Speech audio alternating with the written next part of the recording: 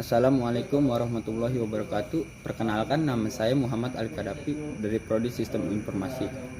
Di sini saya akan menjelaskan tentang organisasi komputer untuk tugas organisasi komputer.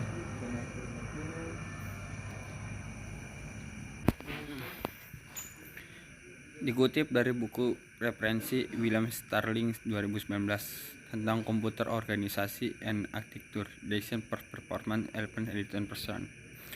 Fungsi siklus batch dan eksekusi.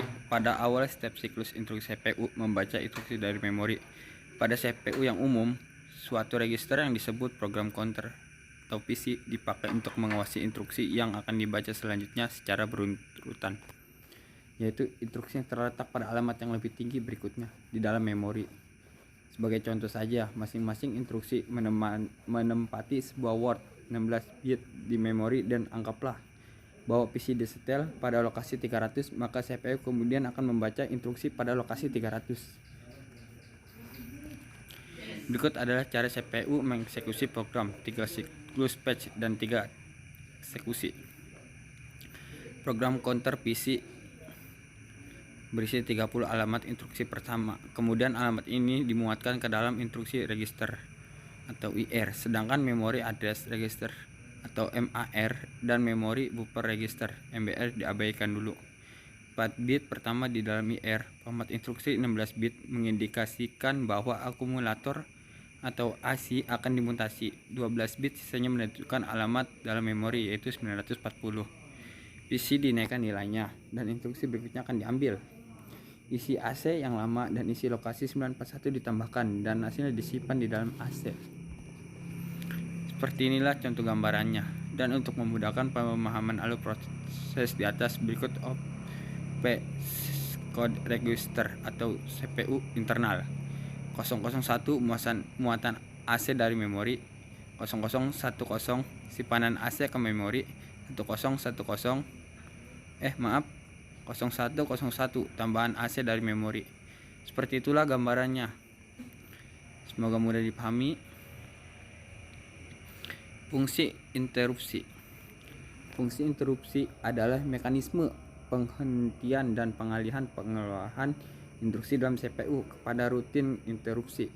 Hampir semua modul, memori, dan I/O memiliki mekanisme yang dapat menginterupsi kerja CPU. Tujuan interupsi secara umum untuk manajemen pengeksekusian rutin instruksi agar efektif, efisien antara CPU dan modul-modul I/O maupun memori. Setiap komponen komputer dapat menjalankan tugasnya secara bersamaan, tetapi kendali terletak pada CPU. Di samping itu, kecepatan eksekusi masing-masing modul berbeda, sehingga dengan adanya fungsi interupsi ini dapat sebagai sinkronisasi. Operasi sel memori. Sel memori mempunyai 3 terminal fungsi, yaitu mampu membawa sinyal listrik. Terminal select berfungsi memiliki operasi tulis atau baca. Untuk penulisan, terminal lainnya menyediakan sinyal listrik yang men-set keadaan sel bernilai 1 atau 0. Untuk operasi pembacaan, terminal ini digunakan sebagai keluaran. Operasi tulis, operasi baca. Operasi sel memori seperti inilah gambarannya. Sel memori mempunyai 3 terminal fungsi yang mampu membawa sinyal listrik. Terminal select berfungsi memilih operasi tulis atau baca. Untuk penulisan, terminal lainnya menyediakan sinyal listrik yang men-set keadaan sel bernilai 1 atau 0. Untuk operasi pembaca, terminal ini digunakan sebagai keluaran. Jadi dalam gambar tersebut, sebuah sel akan dimasuki oleh select, kontrol, dan ikatan operasi tulis seperti ini akan memasuki semuanya. Dan jika operasi baca, bisa dilihat dari gambar yang di panah yang berada di bagian kanan, bukan masuk tapi keluar. Karakteristik sistem memori. Karakteristik sistem memori adalah komponen elektronik yang menyimpan perintah-perintah yang menunggu untuk dieksekusi oleh prosesor.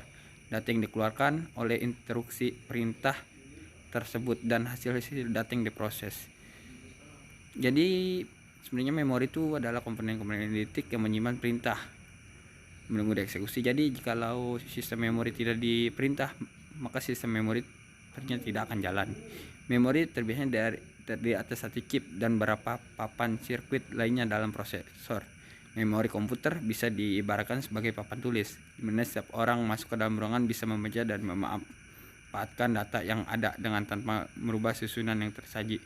Jadi seperti papan tulis itu, siapapun orang, mau dia sudah dewasa atau masih muda, dia bisa maksud saya bisa membaca apa yang tersaji dalam papan tulis itu. Seperti itulah sistem memori.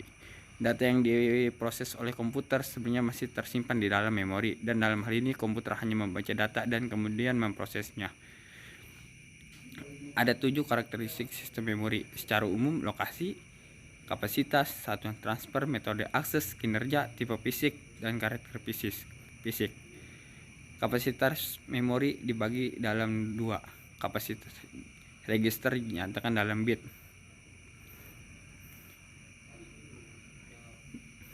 Dan kapasitas memori internal dinyatakan dalam bentuk bit. 1 bit sama dengan 8 bit atau word. Dari segi istilah, ROM dan RAM memiliki pengertian sebagai berikut. ROM, read only memory, adalah sebuah ruangan atau memori yang berfungsi untuk menyimpan berbagai program yang ada pada komputer tersebut. ROM biasanya menyimpan file-file musik, film, gambar, dan file lainnya.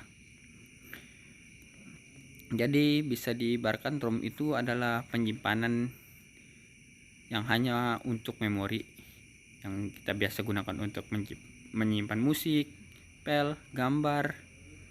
Dan dalam kehidupan manusia biasanya ROM itu digunakan untuk menyimpan seperti gambar, film yang biasa kita download pasti tersimpan di dalam ROM.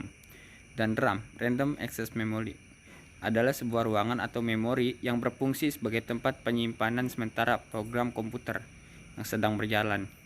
ROM biasanya berisi instruksi program khusus yang digunakan pemakai untuk memanfaatkan komputer secara maksimal. Jadi fungsinya Random Access Memory adalah biasanya berisi instruksi atau program khusus. Jadi seperti kita memasang aplikasi dalam handphone, dalam komputer, pasti yang didapatkan adalah RAM atau Random Access Memory. Sekian dari saya, terima kasih. Assalamualaikum warahmatullahi wabarakatuh.